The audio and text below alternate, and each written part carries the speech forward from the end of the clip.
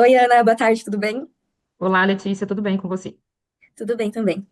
Antes da gente começar a nossa entrevista, eu gostaria de me apresentar, né? Como você já sabe, meu nome é Letícia, eu tenho 19 anos e eu tô cursando o segundo semestre de Direito no Mackenzie.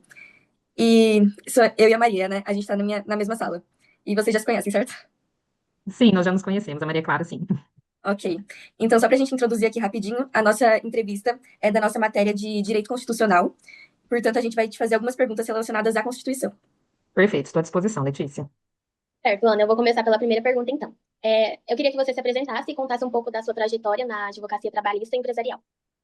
Eu me chamo Ana Paula Oliveira Misael Martins, eu sou advogada há mais de 13 anos. E desde o meu segundo ano de faculdade, eu comecei a fazer estágio. E eu sempre tive uma paixão muito grande pela área mais de empresas, como se fosse uma assessoria. Eu trabalhei em escritórios que já fizeram isso, né? E foi aí que surgiu a minha paixão.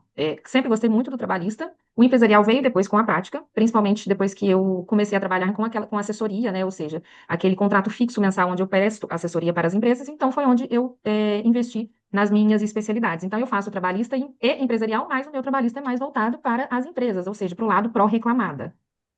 Perfeito. Agora, a nossa segunda pergunta já é com mais relação ao tema mesmo, né? Então, no seu dia a dia, como que a Constituição aparece de forma prática nos casos em que você atua? A nossa Constituição Federal, ela é tudo, né? Ela é a base, de fato, é a base da nossa legislação, e não só, como que eu te digo, não só no ensino. Ela, de fato, é a base para todas as demais legislações e códigos que a gente tem no nosso meio jurídico. A Constituição em si, eu particularmente, né, no meu modo de trabalho, eu não invoco ela todas as vezes, ou nos casos mais práticos. Na realidade, na minha, assim, no meu caso, né, nos meus processos, a base, de fato, é a Constituição. Mas invocá-la, assim, de forma expressa todas as vezes, eu não faço isso, mas tenho a plena convicção, e todos nós, né, do mundo do meio jurídico, temos que ter, que é a nossa base fundamental para tudo. É ela que é a nossa lei maior. Sim, sim, perfeito. Vou te fazer outra pergunta agora. Na Constituição de 1988, ela garantiu muitos direitos sociais e trabalhistas, né?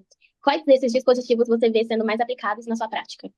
A Constituição de 88, ela regularizou, digamos assim, o que já tinha muitas previsões que a gente já tinha lá na CLT, né, que é de 1945, salvo engano. Ela já é mais antiga, só que a Constituição de 88, ela veio para resguardar. Então, assim, todos os direitos trabalhistas e sociais, eles estão ali. Como, por exemplo, salário mínimo, licença maternidade, FGTS, 13º, férias. Todas essas questões trabalhistas estão lá na Constituição, a partir ali do artigo 7º e mais alguns dispositivos. E algo que também foi muito importante foi a questão da Seguridade Social, que anda muito Uhum. junto com o direito trabalhista, que são os auxílios, né? Por exemplo, quando o direito, né, o resguardo do trabalhador em que é dispensado sem justa causa, quando ele recebe lá o seguro-desemprego, os afastamentos, auxílio-doença, auxílio acidentário, auxílio-maternidade, todos esses direitos estão garantidos na Constituição. E não tem como eu te falar, qual que é o direito que a gente mais usa? Não tem jeito, porque todos os direitos trabalhistas e sociais, eles estão, assim, na nossa prática diária e constante, porque quando a gente para analisar um contrato, tanto no pré-processual, né, que é o que eu faço com a assessoria das empresas, quanto já na área, quando já está judicializado, ou seja, já é uma reclamação trabalhista, a gente vai olhar exatamente para todos esses direitos, que por mais que estejam, como eu falei antes, por mais que a gente tenha essa previsão na CLT, a nossa lei maior, onde eles estão, de fato, fundamentados e garantidos, é ali na Constituição Federal. Então, todos esses direitos sociais e trabalhistas, a gente trabalha com eles, assim, diariamente. Uhum. A nossa próxima pergunta, acho que você já deu uma respondida, mas eu gostaria de adicionar um pouquinho nela, né? Que é se você já teve casos em que precisou invocar diretamente a Constituição em defesa de um cliente. E aí eu gostaria de te pedir um exemplo, por favor. Por exemplo, assim, ó, a gente, como eu disse agora há pouco, a Constituição é a base de tudo. Embora no nosso dia a dia, na prática ali, que a gente vai advogando todos os dias, a gente esquece um pouco de invocar essa Constituição, a gente vai mais para o lado da CLT, certo? De algumas Uhum. legislações dispersas. Mas, por exemplo, assim, se chega, eu vou dar um exemplo de um trabalhador dispensado, sem justa causa, que não tinha carteira assinada. Se chega um trabalhador nesse formato, olha, doutora, fui dispensado, não tinha carteira assinada, mas eu tive um vínculo de emprego com a empresa X. Isso é o exemplo mais, digamos assim, bobo, mas é o mais clássico. Todos os direitos Uhum. deles foram sonegados. Por quê? A partir do momento que a gente tem um registro de emprego, de trabalho, a gente tem direito a salário mínimo, seja o mínimo, ou seja, o da categoria, o do sindicato. A gente tem o direito a férias, 13º, a gente tem direito a FGTS. Tudo isso foi ignorado quando eu não tive um registro feito. Ao ponto que, se eu fosse advogada da empresa, como eu sou hoje, eu analisaria diferente. Por exemplo, essa empresa poderia chegar para mim e falar assim, doutora, esse cara prestou serviço para mim, mas ele não era meu empregado. Era uma prestação de serviço. Ele não tinha os requisitos para a configuração do emprego, da relação de emprego. Aí o que que eu ia fazer? Ia voltar lá na Constituição e falar: olha, não, ele não configurou isso, ele não configurou aquilo, então ele não tem direito garantido a esses direitos que estão na Constituição, porque nós não estamos diante de uma relação de emprego. Então, assim, é mais ou menos isso, sabe? Que a gente consegue aplicar. Sim. Tá, agora eu vou fazer uma pergunta que fica mais complexa um pouco.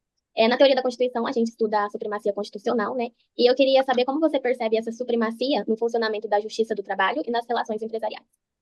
Vamos lá. Essa pergunta, ela, como que eu vou te dizer? Ela tem algumas questões, assim, que não condizem, sabe? Que não vão no mesmo sentido. Vou te dizer por quê. Na resposta, né, claro.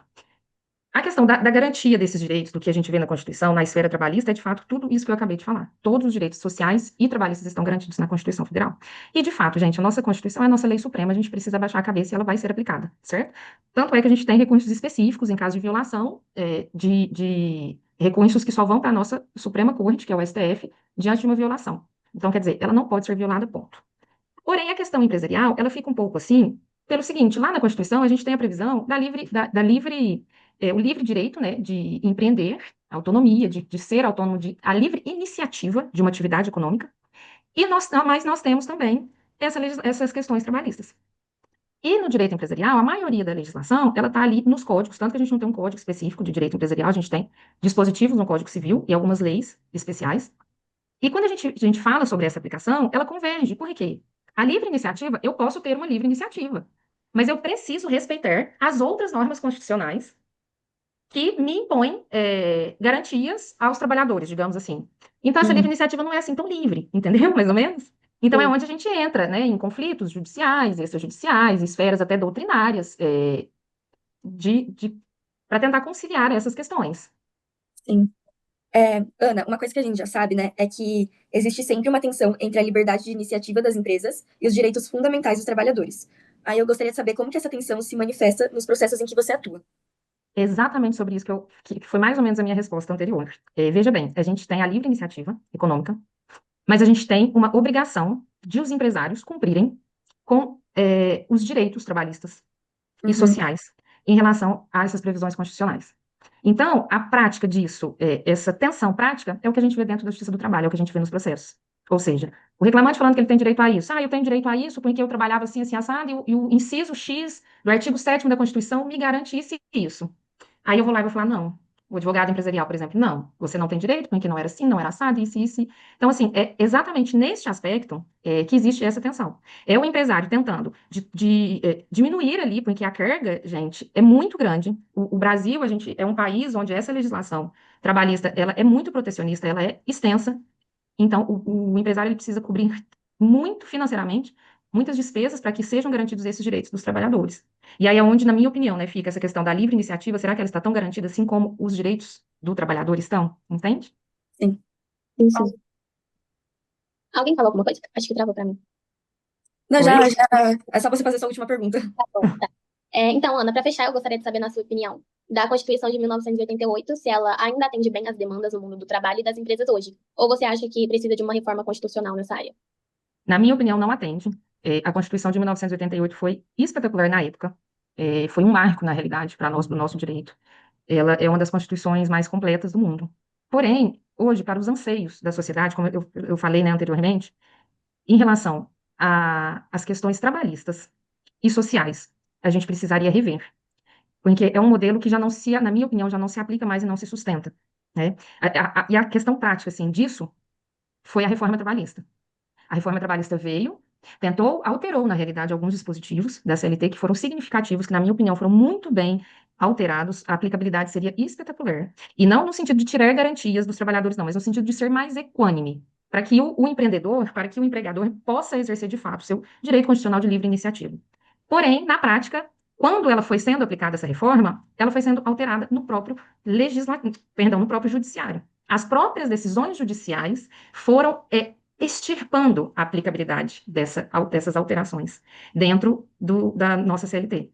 Então, assim, na minha opinião, eu acredito sim que uma reforma, analisando hoje a nossa vivência de hoje, a nossa realidade de hoje, pesando também, porque na época, em 1988, foi-se pensado muito e corretamente no trabalhador, naquilo que era necessário na época para que tivesse uma garantia, né? Tanto é que essas garantias não foram advindas de forma, digamos, à toa, não, tiveram justificativas. A gente tinha um contexto trabalhista muito diferente, né? Da Uhum. força da exploração da força de trabalho. Hoje, o nosso mundo é diferente. 1988 para 2025, né, a gente já está aí com 37 anos de Constituição, então eu acredito sim que uma revisão seja muito bem-vinda, principalmente nesses aspectos. Para você, então, tem uma dificuldade de aplicar os direitos sociais, de Não, efetivar. na realidade, assim, os direitos trabalhistas e sociais, eles são aplicados, mas eles são Uhum, sempre em prol do empregado. entendi. Eles são, na maioria, na sua maioria, em prol do empregado. E aí, nesse aspecto, o empregador, ele fica meio que aquém, né? Porque ele tem, né, o direito de livre iniciativa, porém, ele tem que respeitar todos esses direitos. Então, quer dizer que para ele a carga, tanto a carga tributária, tanto a carga social, tanto a carga de cumprir com essas obrigações, digamos assim, trabalhistas, ela acaba sendo mais, exigindo muito mais deles do que de fato deveria. Perfeito, Ana. Acho que é mais isso mesmo, nossa entrevista, né? Ana, queria te agradecer por você ter tirado o seu tempo, né, pra gente e trazer um pouco do seu conhecimento. Ficou tudo bem claro. E é isso. Muito obrigada. Eu que agradeço pelo convite, fiquei muito feliz. Espero que tenha alcançado o objetivo de vocês. E espero e desejo também que vocês, eu sei que a Mackenzie é uma faculdade de renome e muito, muito, muito boa. Vai dar para vocês, assim, um excelente estudo. Então, espero que vocês tenham uma excelente graduação. Muito obrigada, Ana. Tchau, tchau, Tchauzinho. meninas. Tchau, tchau. Beijo. Beijo.